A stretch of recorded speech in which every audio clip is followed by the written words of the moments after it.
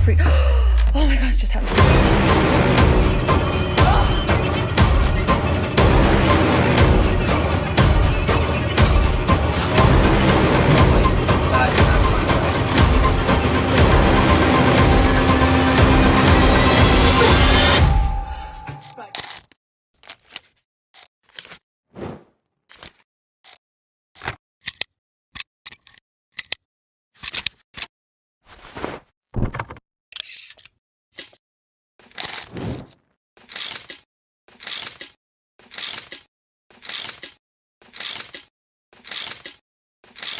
We are back. So we thought that today we would answer some questions that people had with regards to our, well, resident poltergeist. So we put a quick TikTok out about a week and a half ago now, asked people to leave some questions, and we said that we'd answer it on here. Before we go any further, this is the third time we've tried to do this video. The first time we stopped because things were going on in the background. Yeah, so this is what happened. It says, does it feel like a good or a bad spirit, and what energy does it give off? I think there's no threat. So. Nah, like it's never touched us or hurt us, like, so I don't think there's anything bad about it. I think if anything it might be like a relative, because like it's not harmful to us, so it's not like bad in that kind of way. Did you just see that? Just see what? The cupboard door just opened. Right. Let's switch this back. The second time, we were recording it, Ben had charged his phone to 100%, and then we got about 3 minutes into the video and his battery completely died, which is frustrating. But can we just say this? He's got an iPhone 11. He's had it for about 2 months. It's a pretty much brand new phone. Yeah. Never happened before. No, never had any issues with it. Really, really strange. But I have heard of that before, like fully charged, like electrical things being drained. So the curse. This is basically the cursed video. We're going for third time lucky. I do remember this video being a very difficult video to make. For the reasons mentioned there, obviously there was activity that we captured in the first attempt, in the second attempt. Unknowingly then, knowingly the battery died, but unknowingly why. We've come to learn recently, especially that spirits do tend to drain energy from anything, whether it be from electrical devices, so spirit boxes when we're running them, our phones when we're running them, the camera tends to die sometimes when we're kind of feeding the energy, but also from our personal kind of energy as well. So after sessions we often get very tired, very fatigued, and we've come to learn that it's pretty much the same thing. It's just the spirits feeding off of you to be able to feed back to what you're asking of them, if that makes sense. So in hindsight it actually makes a lot of sense that this was going on. So fingers crossed we'll get it this time. Yeah. We've had quite a few responses. So here we are, getting ready to answer your questions. Let's get into it. Okay, first question. Would you ever do an Ouija board and talk to the spirits? I would love to. Me too. The only thing is, I would want to get someone who is professional in that field, because I've heard a lot of things about Ouija boards. Yeah. All I know is you've got to get the board, you've got to get the oofa doofa thing, and you've got to go. I think it's called a planchette. Yeah, and then blanket. Whatever it's called. But I know that if you don't seal it off properly or open it up properly, but it's basically an open invitation for any spirit, demon thing to come into your home. Yeah. And I'm not down for that, because at the moment whatever we've got gives me the heeble-jeebles, and puts the willies up. Yeah. Absolutely. And not just laying on a Saturday night does that. Don't give away all the secrets. So I'm not down for that. So if we were to do it, get someone in. It's funny that we should mention this, because this is actually something that we end up doing later on down the line. It's actually about a year after this video is posted, we do end up doing spirit board sessions, and the results were fantastic. And it's definitely something that we're both more open to now. Obviously Lainey there says that she's not open, and I say that I am. For a while that actually swapped over, funnily enough, and Lainey was far more receptive to it than I was. And then we're both now quite like responsive to it, and we quite enjoy doing it actually. And it's definitely something that we'll continue doing moving forwards. Attached to some spirits, or do you think you got it from a different house that was very old? I think whatever's going on in our house at the moment isn't attached to either of us. Well, I hope it's not. But I don't know if it's attached to the house either. No, but saying that, you have had a lot of experiences in old houses. Like, you've moved like 10 times, and every time you've told me that you've had some form of experience at some point. But nothing like this. So, and that's the thing. So I think some spirits visit us, definitely. But I think whatever's going on here is attached to the house or the land, because this is a new build. Yeah. We do end up obviously finding out about this again later on down the line. And it's actually really interesting to see the questions coming in at this point, because obviously this is only our second video into our situation, and the first time we've ever kind of opened up to the comments about and other people's opinions about it. And we do end up learning that obviously it was not from a house, it's actually an attachment to Lainey herself, which caused this activity to begin happening in our house. And I won't give away reasons, because you know, later videos will kind of explain in a lot more detail than I can right now about how the attachment happened and why the attachment happened. But yeah, it's really interesting to see actually that question did get answered. Was a bit. No. So if you are hearing, whoever you may be, however many of you there may be, get used to us. We're sticking around. We're not going anywhere. We really like this house. We like the area. We are both close enough to work. We don't feel threatened by whatever's going on or whoever's here at the moment. So in answer to that, now we're going to hang around.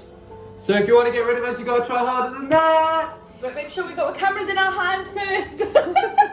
We did actually end up moving in the end. It wasn't due to the activity like many do believe.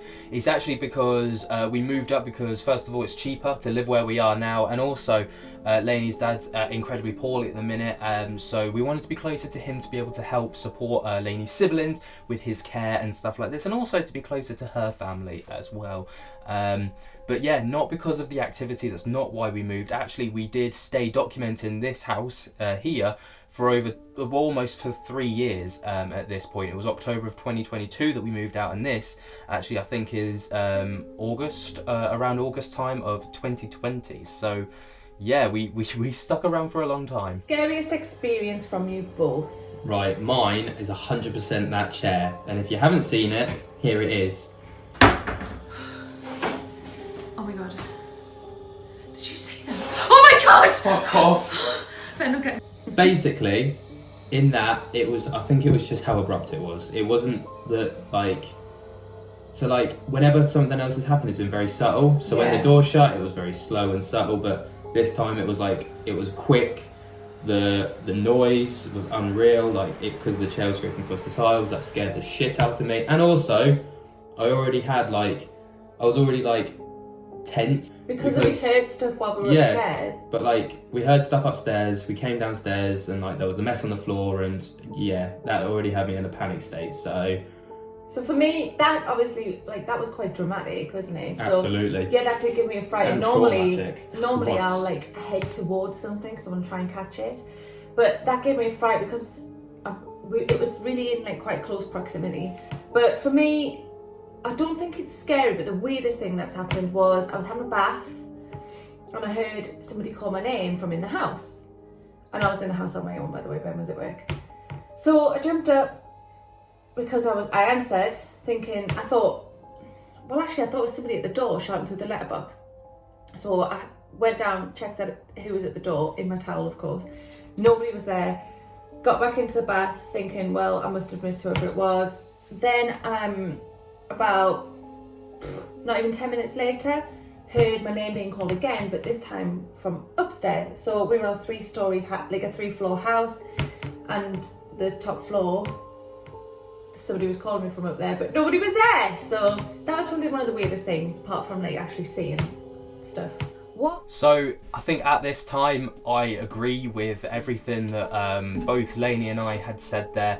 The chair was, for the same reasons, abrupt. It was terrifying. It was the most abrupt thing that we've had happen to this point. Obviously, the scariest thing to have experienced now has very much changed.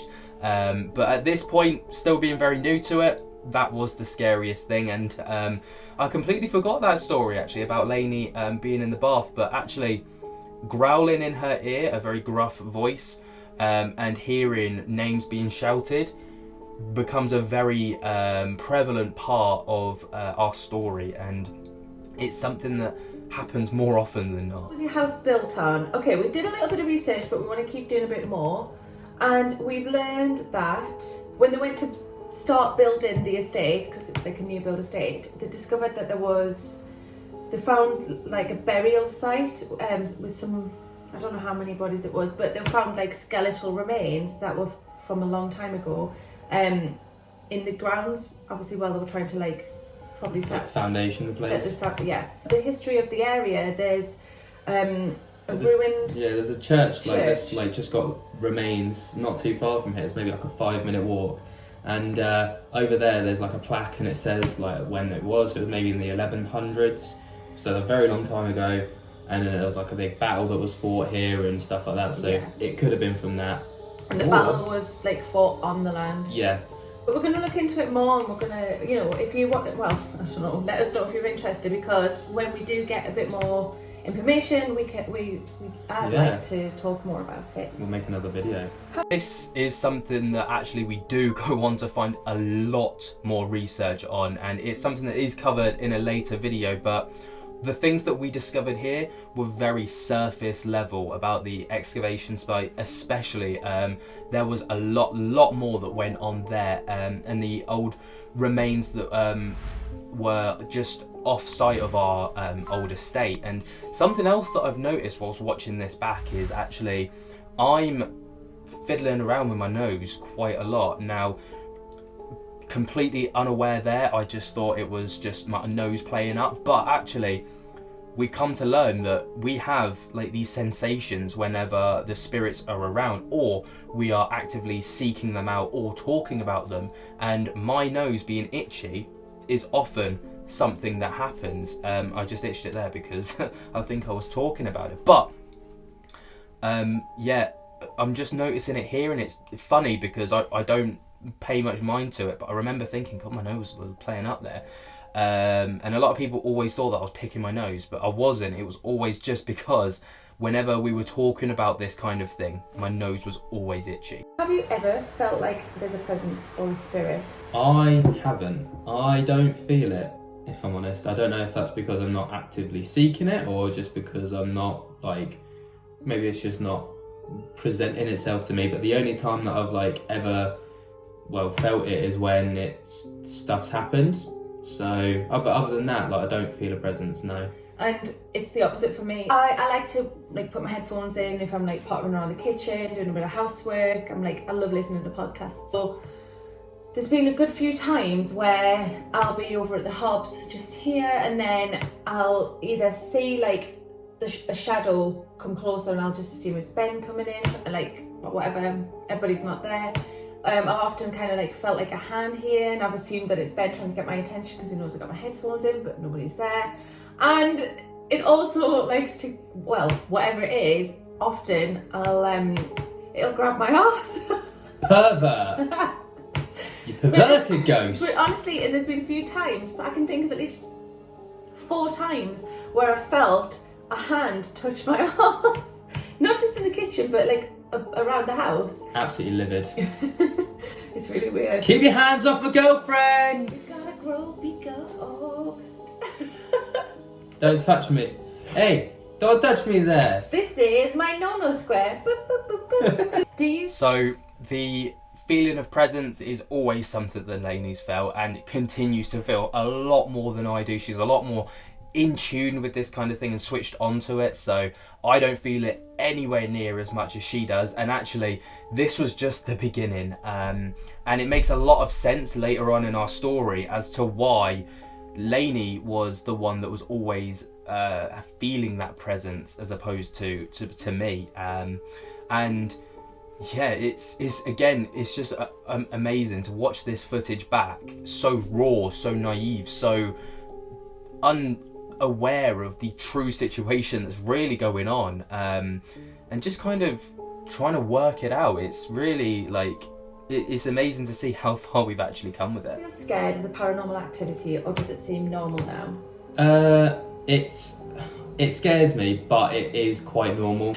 We get a lot of comments from people saying like it's got to be fake because you're not really reacting. But the thing is, like, once you're in this situation and it's constantly happening, you get used to it, you get desensitized. Yeah. Therefore, like, when it happens, it's like, oh, that's happening again. Yeah. Not so much, not as blasé as that, obviously, but it's like it's not as scary as if it's like the first time happening to you. And when it happens, it's quite casual, isn't it? So Yeah. we'll just be getting on with our like daily lives. It's not like knives are being thrown at our heads or anything, you know? Like, yeah, we trip ourselves at that, but it's more of a case of a door will gently open and then it might shut slightly and then it'll open a little bit further. But in summary, yes, it does scare me. I look back on it, it does freak me out, but you get used to the situation, and we are desensitized to it now. Same. At first it was a bit weird, a bit odd and quite scary. Now it's just really intriguing. Yeah. That's still very much the same even now. You know, people will still stop us in the street and, like, you know, when they recognise us and stuff, and they'll always ask, how do you not get scared? And the true answer is you just get desensitized. You get so used to it. It's like a smell. If you smell something for long enough, you go nose blind to it and you forget it's there. It's literally the exact same as that. And yeah, it's not scary, but it is scary when it happens because you never expect it. It's like someone jumping out and you're making you jump. It's like you never expect it to happen. That's why you have that like jump reaction. And that's the best way that I can really kind of describe it and explain it. Are you afraid of living with a poltergeist? Does it ever touch or harm you guys? Right, so I've been touched a couple of times, like in bed, like, but it's like literally just like maybe like a tap, like something as gentle as that. It's not like a full-blown push, punch. Something here that I've just noticed is Lainey's hair actually moves, and it's something that we never noticed before, but watching back on the footage there, you see her hair just kind of like jump a little bit, and there's no rhyme or reason. It's not like she has a jolt reaction. She moves her hand up, but that's on the other side of her head, so there's no reasons to why the hair on that side should move, and it's something that we never noticed at the time. We didn't even notice in the edit. I'm not even sure people noticed in the comments, but I've just noticed it now. So it's spooky to see that, like, it kind of goes hand in hand with what we're trying to describe here. Yeah. Kick, hit, whatever. When it happens to Ben, he'll like jump, and it's, you know, when you feel like you're falling in your dream, he'll jump like that, and then I'll be like, oh, are you all right? And he'll go, did you just touch me? And I'm like, no, I've got my back to you. But yeah, other than that, like, nah. Yeah, like, and other than like the pervy butt growth, it's never hurt us at all. No, never hurt us. Never. Well, it's touched us, groped your ass. Not happy about that, but we move. So that is something that actually has calmed down in recent times. Is the touching, the poking, the prodding, the like feeling those like physical interactions, but there nothing being there. I don't know whether that's because we are now aware of the situation and we kind of interact with it a lot more, or whether that's because the situation's just calmed down. But whatever the reason be, that is the case now. It's been going on. That's a song, isn't it? And when did it start? Okay, so it started within the first probably 2 or 3 weeks since we moved in. After we moved in, so that was about two and a bit years ago. Yeah. And at first it was things like we'd notice things moving, and things would go missing that neither of us had moved, and then they would just turn up like a week or so later, and that's still happening now, actually. But I think with Rona at the minute, we've spent a lot more time at home. We are still key workers, so we're still out working, but it's just reduced hours. But and we've noticed a lot more happening. So since being home a lot more, we've managed to see more and ultimately catch more things going on. But yeah.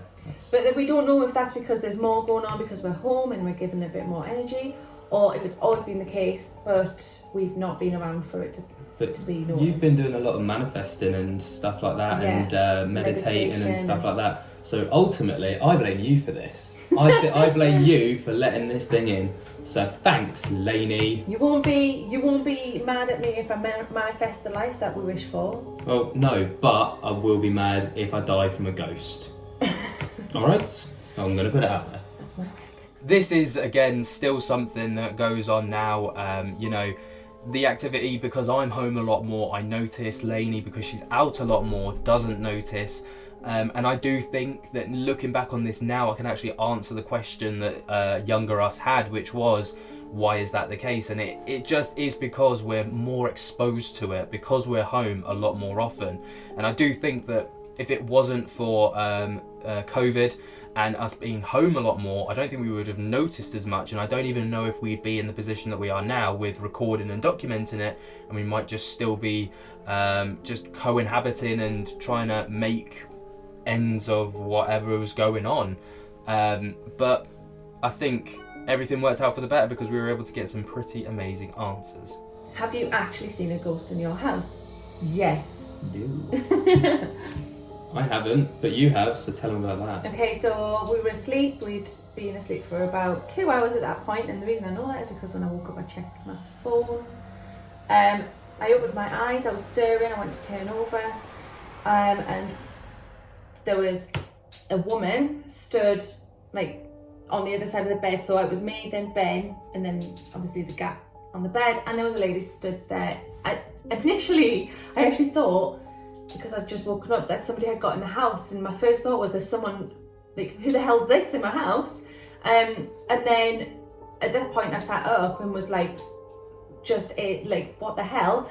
And then she slowly faded away, and then I did some sweary words, and then Unreal. I woke Ben up. It woke me up, and I was like, I could not have given a flying fuck, if I'm honest. I was very tired.